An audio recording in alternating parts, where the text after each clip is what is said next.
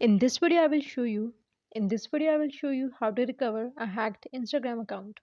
So what you have to do is open Instagram and go to the login screen.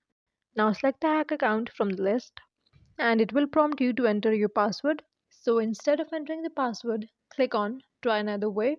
Now Instagram will ask you if you can still access the email or phone number associated with your account. So here what you have to do is click on no longer have access to these and then you will be presented with more options. So click on try another way again to proceed with account recovery.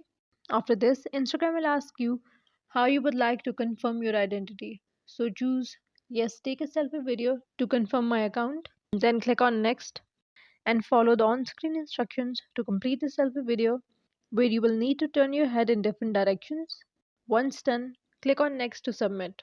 Now Instagram will review your video and respond via email, typically within one business day. Keep checking your inbox for updates.